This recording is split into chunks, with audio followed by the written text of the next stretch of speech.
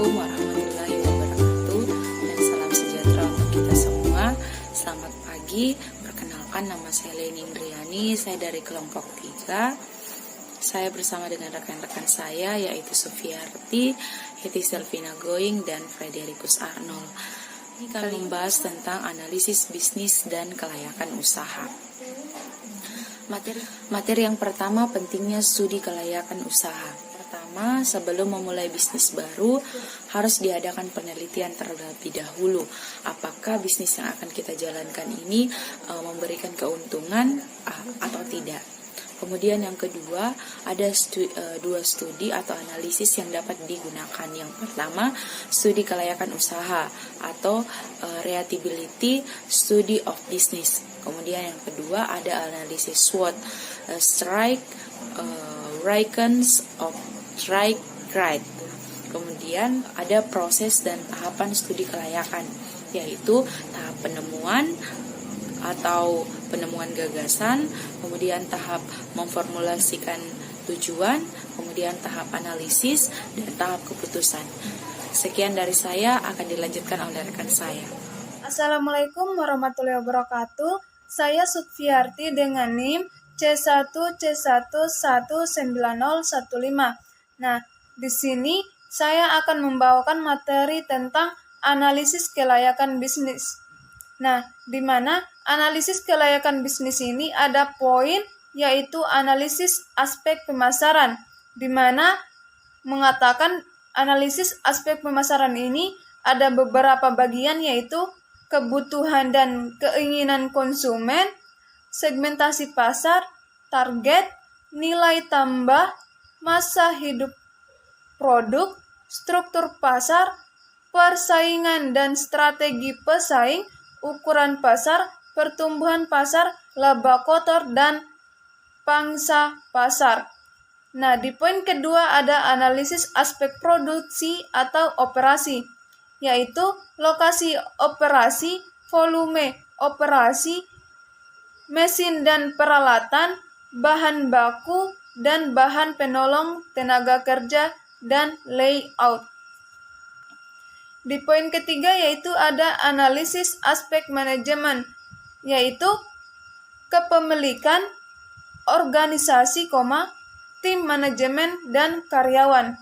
Selanjutnya, analisis aspek keuangan, yaitu kebutuhan dana, sumber dana, produksi neraca, proyek laba rugi, dan proyek aliran kas. Nah, selanjutnya yaitu kriteria investasi. Poin pertama, untuk mengetahui layak tidaknya suatu investasi yang dilakukan dan menguntungkan secara ekonomis, dipergunakan 4 kriteria, yaitu pertama, payback period, kedua, net present value, ketiga, internal rate of return, keempat, probability index.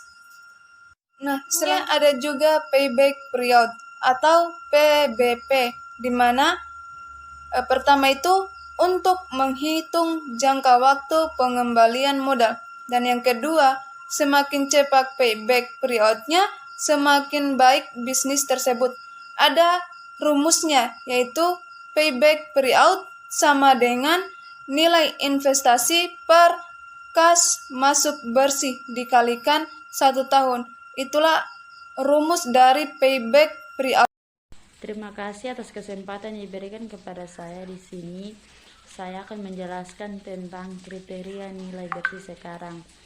Jadi, yang dimaksud dengan kriteria nilai bersih sekarang yaitu nilai usaha sebagai manfaat ekonomi dari usaha yang diperkirakan akan diterima di masa yang akan datang, tidak sama dengan nilai uang yang diterima sekarang karena adanya faktor interest-rate.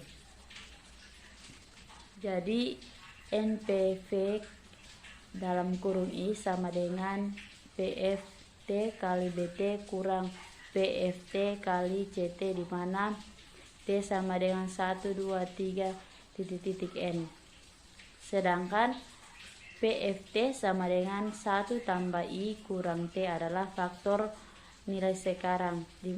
Jadi di mana NPF yaitu nilai bersih sekarang, kalau BT itu benefit atau aliran kas masuk pada periode T, sedangkan I yaitu interest rate atau tingkat bunga bank yang berlaku.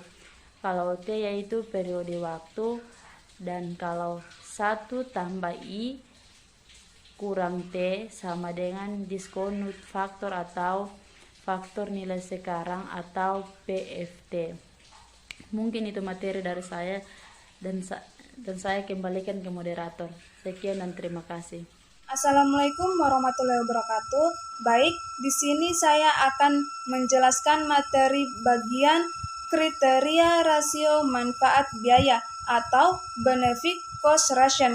Nah, di mana kriteria rasio manfaat biaya ini ada rumusnya, yaitu BCR dalam kurung I sama dengan Pi dalam kurung BT per 1 tambah I pangkat T per dalam kurung CO tambah Pi dalam kurung CT per 1 tambah I pangkat T. Manfaat ekonomis diperoleh apabila BCR lebih dari 1. Itulah rumus dari kriteria rasio manfaat biaya atau disebut BCR. Terima kasih. Atas kesempatan diberikan kepada saya, di sini saya akan menjelaskan tentang kriteria internal rate of return yang disebut itu IRR ya. Jadi adalah suatu interest rate atau I yang membuat nilai net present value atau NPV menjadi 0 atau disebut juga indeks keuntungan. Kalau kriteria IRR itu bila IRR lebih dari MARR, maka bisnis layak secara ekonomis. Dan dimana MARR itu disebut minimum attractive rate of return. Mungkin itu materi dari saya. Sekian dan terima kasih.